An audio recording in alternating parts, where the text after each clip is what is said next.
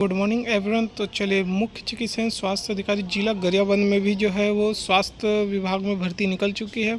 8 जुलाई को इसका पोस्ट आया है। 28 जुलाई तक आपको इसको ऑफलाइन आवेदन करना है स्पीड पोस्ट के माध्यम से, ठीक है। तो इसमें बता दूं कि ये स्पीड पोस्ट के माध्यम से होगा, रजिस्ट्री के माध्यम से होगा। जो इसमें लिखा हुआ है केवल पंजीकृत डाक और स्पीड पोस्ट के माध्यम से होगा। और इसमें फ़ीस है, अलग अलग कैटेगरी के हिसाब से अलग अलग फ़ीस रखा गया है। तो आपको डीडी बनाना है, कैसे डीडी बनाना है उसमें लिखा हुआ है, पूरा बताऊंगा। तो वीडियो को अंत तक जरूर देखिएगा। तो कितने पोस्ट के लिए, इससे पहले जितने भी और जो पोस्ट आए थे 2023-24 में, सबको निरस्त करके जो है अभी करंट का ये निकाला गया है, ठीक है। इसका एड्रेस जो लिखा होता है, कार्यालय मुख्य चिकित्सा एवं स्वास्थ्य अधिकारी जिला गरियाबंद, ये एड्रेस है इसका। क्या क्या पोस्ट है वो देख लेते हैं, क्या सैलरी है। नर्सिंग ऑफिसर एनएचएम का जो कि 13 पोस्ट है, सभी कैटेगरी में है। यूआर एसटी एससी ओबीसी में भी पोस्ट है। बेसिक क्वालिफिकेशन जो होता है बीएससी नर्सिंग मांगा जाता है, और साथ ये नहीं है तो जेएनएम पास होना चाहिए। 16,500 की सैलरी होता है, ठीक है। तो 13 पोस्ट में अलग अलग में, जैसे यूआर में 4 पोस्ट है, जिसमें से 2 फिजिकल हैंडीकैप को देना है, एक मेल को फीमेल को देना है। इसी तरह अलग अलग कैटेगरी में 2-2 का डिवाइड है। देखिए, ओपन में कोई भी आ जाते हैं, मेल फीमेल दोनों आ जाते हैं। फीमेल के लिए स्पेशली कैटेगरी रखा गया है, जो कि उसी को ही मिलेगा एक पोस्ट। लेकिन जो 2 पोस्ट दिख रहा है ना, जैसे यहाँ पे देखिए ओपन और फीमेल में, ओपन में ओबीसी मतलब कि कौन, मेल फीमेल दोनों आ जाते हैं, लेकिन फीमेल में तो सिर्फ फीमेल ही इसको आवेदन करेगी। इसी तरह सभी में लागू होगा। स्टाफ नर्स के लिए देखिए, आईसीयू के लिए है, कम्युनिटी नर्स है, एनएमएचपी नेशनल मेंटल हेल्थ प्रोग्राम के लिए है। सेम सारे में जो एमएचपी वाला है, इसमें 2 साल का आपके पास अनुभव होना जरूरी है मानसिक स्वास्थ्य में। 16,500 की सैलरी है। लेबोरेटरी टेक्नीशियन के लिए भी 4 पोस्ट निकाला गया है। बेसिक क्वालिफिकेशन 12वीं पास होना चाहिए, डीएमएलटी का कोर्स होना चाहिए। 14,000 सैलरी होता है इसका, ठीक है। अलग अलग डिपार्टमेंट, ये डिपार्टमेंट डीपीएचएल का था और ये था बीपीएचयू। 12 पोस्ट है, उसमें कम 4 पोस्ट होता है, इसमें 12 पोस्ट है। रेडियोग्राफर का पोस्ट हर जगह देखने को मिलता है। एक्सरे टेक्नीशियन होता है, 4 पोस्ट निकाला गया है, ठीक है। फिजियोथेरेपिस्ट का एक ही पोस्ट है, जो कि एससी के लिए रिजर्व है। जो पीपीटी का कोर्स करते हैं, बैचलर डिग्री फिजियोथेरेपिस्ट, वो आवेदन कर सकते हैं। 18,000 की सैलरी है। डेंटल सर्जन का भी पोस्ट है, एक ही पोस्ट है, वो भी एससी के लिए रिजर्व है, एसटी के लिए है ये। डेंटल असिस्टेंट के लिए भी पोस्ट है। देखिए, दोनों सैलरी अलग अलग होता है। एमडीएस में, सर्जन में एमडीएस मांगा जाता है, जो कि 27,500 की सैलरी है। या बीडीएस के हैं वो लोग भी इसको आवेदित कर सकते हैं। डेंटल असिस्टेंट में 12वीं पास मांगा गया, 2 साल का आपको डेंटल कॉलेज में एक्सपीरियंस मांगा गया। एमओ मतलब मेडिकल ऑफिसर होता है, जो आयुष में जो आयुर्वेदिक वाले किए रहते हैं, एक पोस्ट है, कोई भी इसको फिल कर सकता है। 25,000 सैलरी। आरबीएसके के लिए मेल के लिए अलग है, देखिए फीमेल के लिए अलग अलग होता है। तो एएसटी के लिए रिजर्व है। एनएम आरबीएस की टीम के लिए एक पोस्ट है, 12,000 सैलरी। आरबीएस के टीम के लिए भी 16,500 की सैलरी पे फार्मासिस्ट का निकाला गया है। लेबोरेटरी टेक्नीशियन देखिए, एलटी के लिए आरबीएस की टीम का भी निकलता है, 14,000 सैलरी है, ठीक है। स्टाफ नर्स एनआरसी के लिए पोस्ट है, 2 ही पोस्ट है। एसटी और एससी के लिए रिजर्व किया गया है। कुक कम केयर टेकर एनआरसी के लिए 8,800 की सैलरी 8वीं बेस पे निकाला गया। फीडिंग डेमोन्स्ट्रेशन में होम साइंस होना चाहिए, बीएससी का 12,000 सैलरी, 2 पोस्ट है। अटेंडेंस एनआरसी के लिए 8वीं पास मांगा गया है। स्टाफ नर्स एसएनसीयू के लिए एक ही पोस्ट है। तो लाइन से आप सभी देख सकते हैं, अलग अलग पोस्ट है, ठीक है।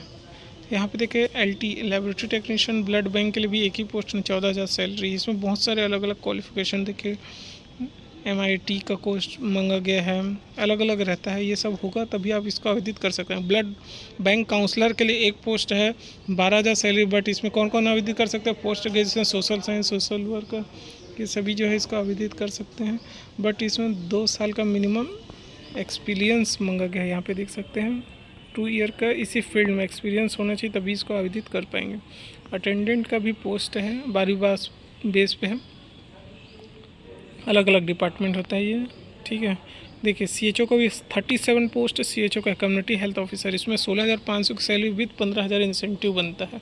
तो अच्छा मौका है, इसको आवेदित कर सकते हैं। जिसके पास में देखिए community health certificate, BSc nursing के पास में कम्युनिटी हेल्थ का कोर्स होना चाहिए, इंटीग्रेटेड कोर्स होता है। पोस्ट बेसिक किए हैं उन लोग के में तो इंक्लूड रहता है, जो 2019-22 से पहले किए उन लोग के में नहीं होता। तो ये कोर्स 6 महीने का कोर्स होता है, उसको भी करना पड़ता है।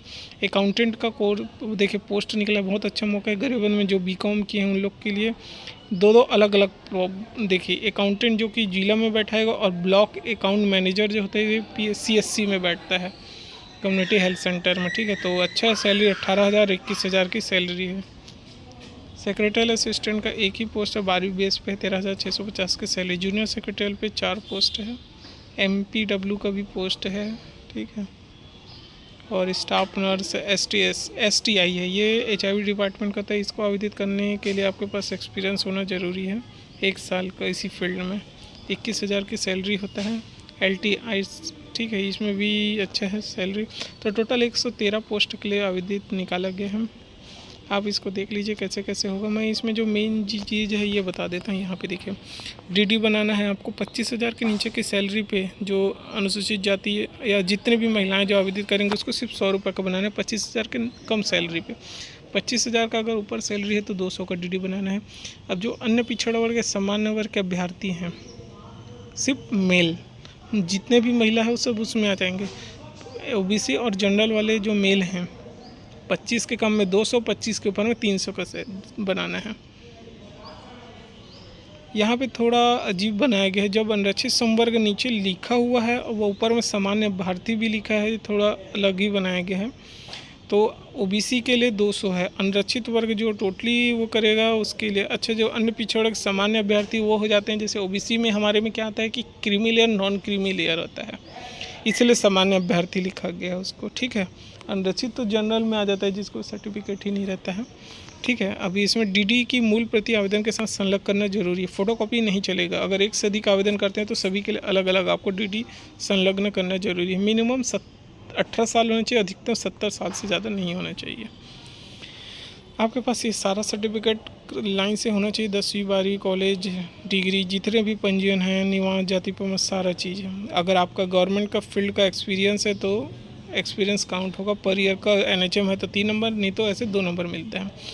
जितने शैक्षणिक योग्यता है उसका 65% होगा। कौशल परीक्षा 20 नंबर के लिया जाएगा। इसी तरह जो है देखिए पूरा वेटेज से बुलाया जाएगा। एक पोस्ट के पीछे 10 लोग को बुलाते हैं अगर, ठीक है। अगर कोई 10 पोस्ट है उसमें एक पोस्ट के पीछे 10 लोग को, अगर 5 पोस्ट है तो सीधा 5 गुना को बुला। 10 पोस्ट से ज़्यादा हो गया, मान लो जैसे किसी CHO में 35 पोस्ट है तो सिर्फ उसके 5 गुना को बुलाएंगे, ठीक है। इसी तरह ये चलते जाता है, हर ज़िले में सेम रूल है।